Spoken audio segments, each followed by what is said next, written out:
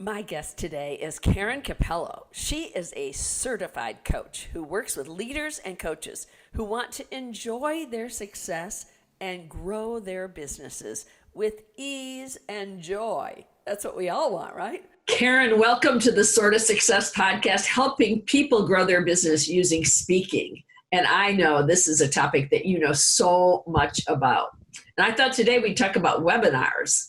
That's one of your main methods, isn't it? Oh, it sure is. It sure is. And I've learned a lot about webinars because I'm a former teacher. So I taught at the graduate and undergraduate level, but I really didn't understand about the difference between a training and a training to train people and a training to market. So I have some things to share. Good. Well, good. So we're talking about webinars that the person hosts themselves, correct? Mm-hmm. Yes, I've done both. Yeah. Okay. So tell me the main keys that someone needs to do if they want to use webinars that they host themselves to attract their ideal clients. Okay. So on the technical part, one of the easiest ways to do these webinars now is on Facebook Live, seriously. And you can do it as a video. And you know, like I do webinars with a lot of slides and all of that stuff. But if you're just starting out, you can get on a video. If you have a platform already, then you can use, you can brand your slides and use those too. So that's, technically, that's one of the things. People always ask how long they should be. Yeah. And Pat, you see all these internet marketers, they're going for like 2 hours and they feel like it's such a generous thing. And as a teacher, I know people's attention spans cannot absorb, right? They can't. Yeah. So I would say, in fact, a client of mine just asked me today and I said anywhere from like 50 minutes to 75 max. And that's with a Q&A. Yeah. Okay. All right. And so they're promoting this to their list. And how else would they promote their webinar? Yeah. So once you have a topic and a title for your webinar, and of course the webinar is moving you towards something you're offering for paid, right? Yeah, so I can give an example. I'm doing a webinar in a couple of weeks. It's called The Riches Are in the Niches for coaches, right? So the niches, right? Yeah. This is a big pain point for so many coaches. And so that's the title of the webinar. And then the webinar is going to lead people into my niche remedy course. Okay, cool. So you want to have something, you want to have like a topic for the webinar that's going to lead right into a paid program. This is why you're doing the webinar, to introduce yourself. And so I think when you start the webinar, you want to start with something a really significant fact or a really significant story to draw people in so that they say, wow, I really need to listen to this. So for me, I haven't figured this one out yet because I usually get a little just in time ideas. But one thing I could say is, did you know that most coaches, the majority of coaches make, I think it's under $30,000 per year. And what separates the ones that make more money from the ones that don't? So that would be like a good lead in, right? You want to lead in with a statistic or something to catch people's attention. And then you just ask them, if I could show you how to be one of the 70%, would you want to know that? People are like, yeah. Type yes in the chat. This is another thing about a webinar. Wherever you are on Facebook or on the webinar, you want to continually ask questions and keep people's attention. So type yes, type a Y in the chat. They have to type something. Yes. They have to do something. Even coming on the webinar, hi everybody, let us know where you're from. So you always want to get them involved and asking them questions so that they feel like they're a part of it. Yeah, right. And so let's talk about the offer then. So when you make your offer, do you make that right at the end before the Q&A? That's one place, yes. And I usually make the offer twice. And what I'll do is, so I have some content. I'll ask them some questions. I'll introduce myself, just very short, because they don't really care too much about me, right? They want to know about what's in it for them. Yeah. So then I will give a little bit of training. And so before I make my offer, I want to tell them what is at stake. So I will say, like with the niche, what's at stake when you don't have a niche? You're in a hamster wheel. You're running around. You're doing lots of different things, and nothing is really working. You have no focus there. Okay, that's what's at stake. Then I want to share what happens. What are the benefits when you do? So when you do have your niche, your clients can create your content for you. They can design your programs. They can even tell you what to charge, so it doesn't have to take a long time, but you want to go through that. And then, so what's at stake and what are the benefits?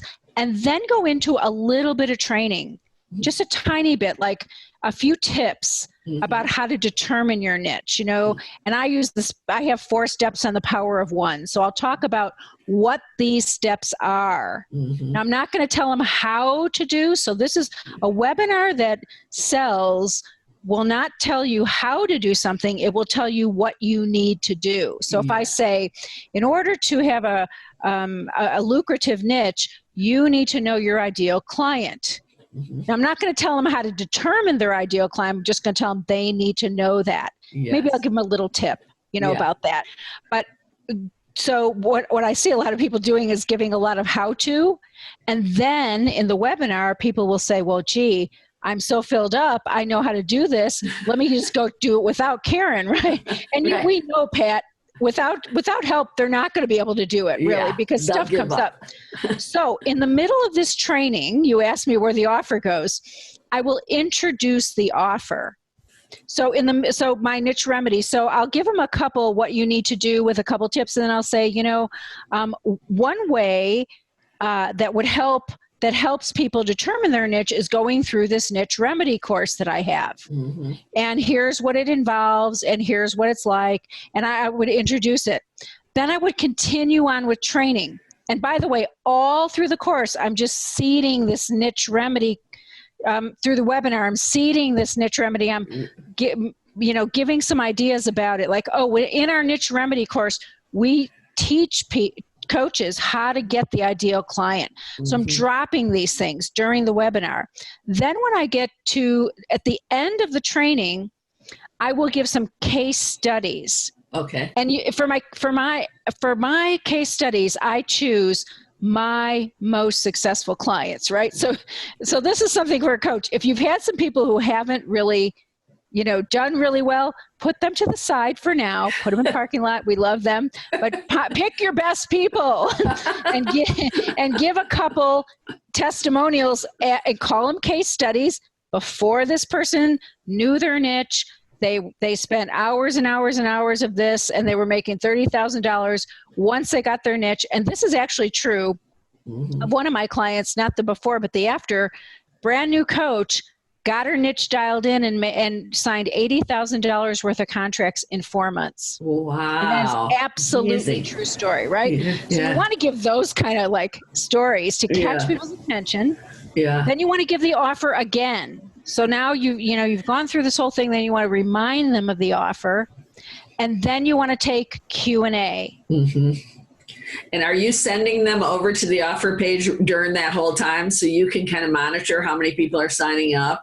I am sending them over to the offer page. As soon as I introduce the offer the first time, I'll give them the page. And then I have my assistant over there, right? Because I got to focus in on my webinar. So that's another thing. When you're doing a webinar, even a Facebook Live, especially if you're selling, it's great to have an assistant with you. Even if you have to take a peer with you, if you don't have an official assistant, and have that person help you, because people are going to be calling in. Trust me, they're going to be going, I can't find the link. Where do I go? I'm on the page, like all of that stuff. And you don't want to be thinking about that, because you really want to be thinking about your offer, your content, and what you're giving. So if you have help in the background, it really makes a difference. Yeah, that's a great tip. And so what % of people typically would take someone up on their offer? Gosh, it really depends. They say, okay, so there's one statistic of however many people sign up for the webinar, 30% of them will actually attend. So if you have any more than 30% attending live, you're good. Yeah. So, and on the actual webinar, it just depends on, I mean, it could be 10%, 20%, 30%, depending on, you know, what you're offering, if you have the right people there. What I find though, Pat, is not as many people in my webinars. I don't have people who sign up right away. That's just my people. Like, so that's my expectation. Like, you see all these internet marketers who are like, oh, I made $1,000 in sales before the webinar was even over. No, that's not what happens with me. Because my people, I mean, my offers are higher and my people take time to think about something. So, so the follow-up from the webinar is really important. So after the webinar is over, and I've gotten maybe 10% of people that signed up right then and there, I send a follow-up email with the recording of the webinar and the offer to everyone who signed up for the webinar. And, you know, the reason I'm saying this is, like, everyone assumes that, you know, you're going to get 100 people signing up at your webinar. And this is not exactly what happens. They say the fortune is in the follow-up. Yes, exactly. Fortune is in the follow-up. So if you come off of a webinar and no one has signed up, don't worry. Don't panic. Just start sending out some emails. You know, I'll give myself like 10 days to 2 weeks before my program start, between the webinar and the program start, so I can send out a few emails, so I can send out stuff on social media. So I can look at, you know, if wherever my webinar is, I can look at who commented, who typed those yeses in there, and I can actually call them or send them a special message, especially if I know them. Pat, I saw you commented on the webinar. Thank you so much. Is this something you're considering? Would love to have you in the class. I mean, you know, we don't even think about how much our potential clients want to hear that we would love to have them. Yeah, right. You know? That's true. Yeah. And so if you don't do it on Facebook Live, where else would you do it? You could do it on Zoom. You know, we're on Zoom right here. You could do it on Zoom easily. You could do it on, there's a platform called Webinar Jam. I haven't used it very much, but I hear but I would say Zoom is probably the easiest place, and people are used to Zoom. You know, now they are. They're zoomed out. By the way, Pat, I bought Zoom at 113. The day before I bought it, it was 54. I missed 54, but I thought, you know, I know this is going to go up. You know, it's something like $250 a share right now. That is amazing, isn't it? Everybody knows Zoom, right? Right. Yeah. So back to the follow-up then. So you customize the follow-up a little bit for those people who might chat. You continue to reach out, you post on social media, but you are offering something that starts at a certain date, not just like a program that people can sign up anytime. It's a course that starts at a certain date. Yeah. So do you have like a blueprint of emails you've already created in advance that you're using? Yeah. So there is a lot of back end stuff, right? So you have a series of emails that is leading the group to the webinar. So you're promoting this, the Riches Are in the Niches webinar. And so you have a series of emails and social media posts and then you have a welcome email to the webinar. Here's where we are. And then you have a couple reminders. And because I have a global group, I don't say it's tomorrow. I say 24-hour notice and 1 hour notice. We have no idea when anybody's looking at it, right? So we give the reminders, and then we have the webinar. So after the webinar, we send the recording, and then we send a series of emails that are pertaining to the benefits of the program and what's at stake. You know, what was in the webinar, we're basically putting in the emails afterwards. Yes. Yeah. Reinforcing that. So one thing that I always ask everybody that's on the podcast, you've given us so much really great information, is 3 traits, just like I do on my Big Sort of Success podcast, 3 traits that you think that people need to have in order to be successful doing webinars to grow their business? Well, one is presence and energy. Pat, you know me, right? You and I, yeah. I could have written that one for you. we're together on this one. You and I, we're together on this one. Yeah. You've got to have your presence strong. So whatever you need to do to get into a strong presence, get a good night's sleep, whatever. Yeah. Get into your best presence and have that energy. Another trait is I think it's really to go with the flow and be willing to be patient and not knowing what's going on. Because like I said, sometimes I do a webinar and no one has signed up. And I'll say, oh, I wonder, that might not have been that great of a webinar. And then within a few days, after a couple emails, we get a flurry of signups. And here's the other thing. A lot of people sign up at the last minute. So have patience with the process. Okay. Just keep going. Like in tennis or golf, you're a big golfer. You got to have follow through. Yeah. You can't you got to have follow through. Yeah. So the fortune is in the follow up. So I think people who have patience and follow up. And then I think the other thing is, which I didn't talk about, but it's complete belief in what you're selling. Yeah.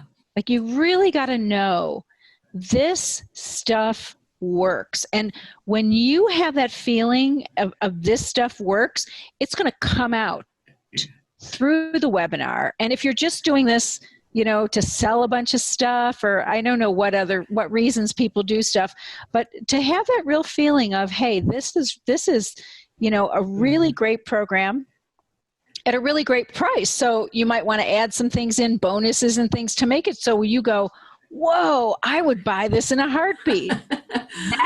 That's the quality is somebody that really is excited about what they're doing. Yeah, I think that is so true, because when people don't have that belief that what they are offering really has value for people, that comes through their energy. We're back to quality one, energy. Yeah, exactly. Yeah. So tell us how people can reach you, and when is this program? Have you done the webinar yet for this? The Riches Are in the Niches yet? That one's happening later this month of July, and our next Riches Are in the Niches. Our next niche remedy course is the beginning of August, and we also have a quick start intensive that's kind of towards the end of August. So those are the two things I promote, whether it's by Facebook webinar or official webinars.